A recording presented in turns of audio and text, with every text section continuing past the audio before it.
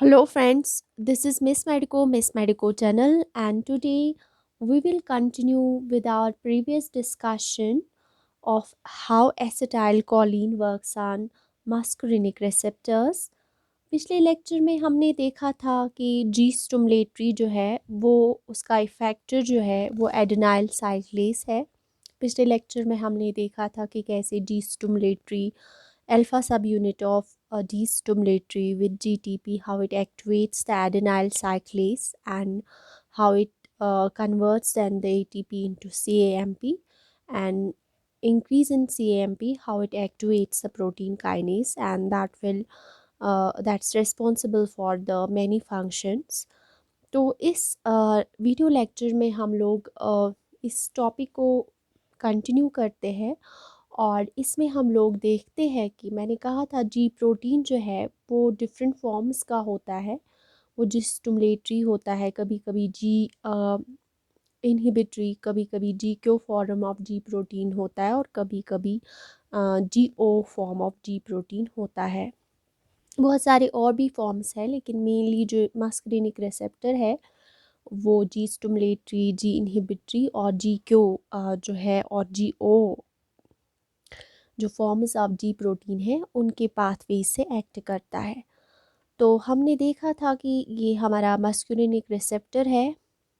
जब भी लाइगेंड आया था यहाँ पे, हमारे यहाँ पे एसिटाइल कॉलिन है, तो कन्फर्मेशनल चेंज हो गई थी डेवलप इस रिसेप्टर में, और इस कन्फर्मेशनल चेंज की वजह से जो हमारा जी प्रोटीन था वो ट्राइमेरिक है और वो अल्फ़ा सब यूनिट, बीटा सब यूनिट और गामा सब यूनिट का बना होता है। इनएक्टिव स्टेट, रेस्टिंग स्टेट में ये जीडीपी के साथ बाइंड होता है ये अल्फ़ा सब यूनिट हमारा।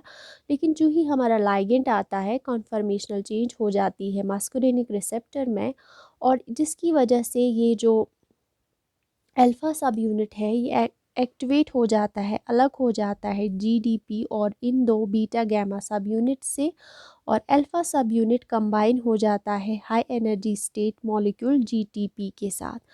और हमारा जो यहाँ पे जी क्यू है ना, जो अल्फ़ा सब यूनिट है उसकी क्यू फॉर्म हमारे पास है यहाँ पे। तो ये जो अल्फ़ा सब यूनिट है यहाँ पे G Q form of ji protein means ये टाइप क्यू है। इसका पाथवे जो है, इसका जो इफ़ेक्टर है वो अगर हम बात करेंगे G Q form of ji protein का जो इफ़ेक्टर है उसके अल्फ़ा सब unit along with G T P का इफ़ेक्टर जो है वो है एक एंजाइम जिसको हम लोग बोलते हैं फॉस्फोलाइपेज सी। जो रेड कलर का यहाँ पे दिखाया गया है फॉस्फोलाइपेज सी, ये इसका इफेक्टर है अल्फ़ा सब यूनिट विद जीटीपी, और G Q form of ji protein का जो इफेक्टर है वो है फॉस्फोलाइपेज सी जो कि एक एंजाइम होता है।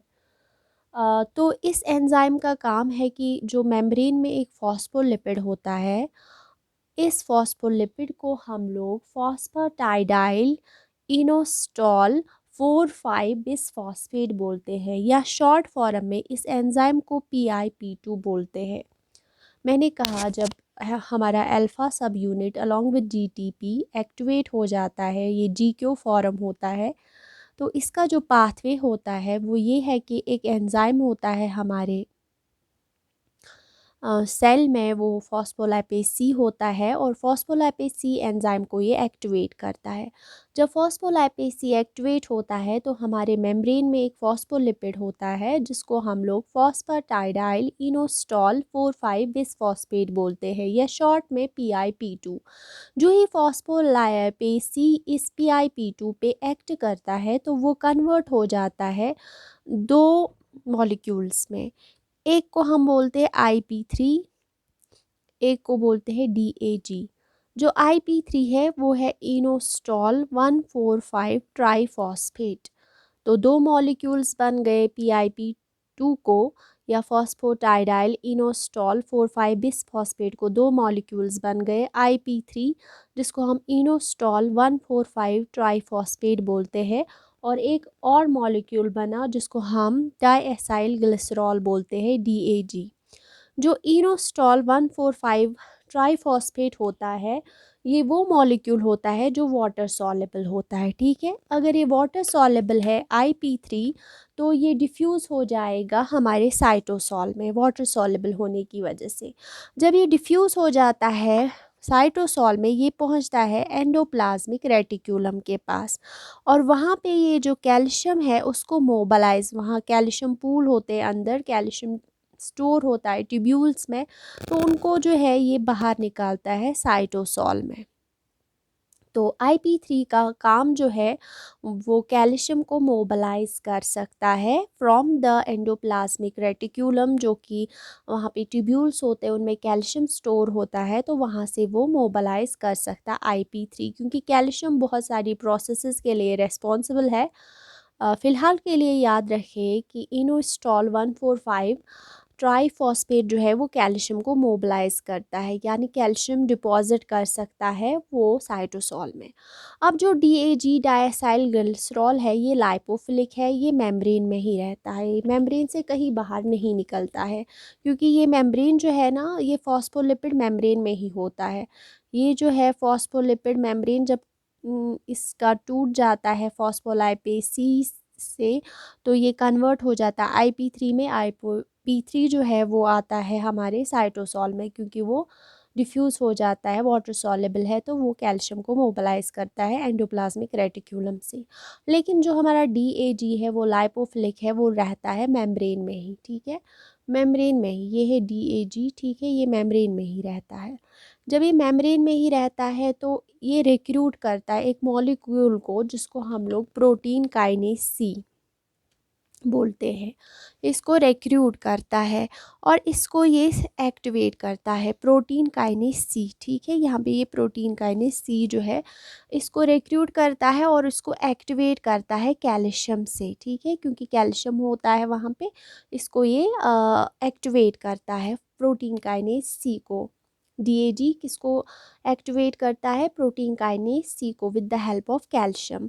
और जो प्रोटीन काइनेज C है वो क्या करता है? वो फॉस्फोराइलेट करता है फिर प्रोटीन्स को, क्योंकि आपको पता है प्रोटीन काइनेज जो है वो फॉस्फोराइलेशन के लिए रेस्पॉन्सिबल है।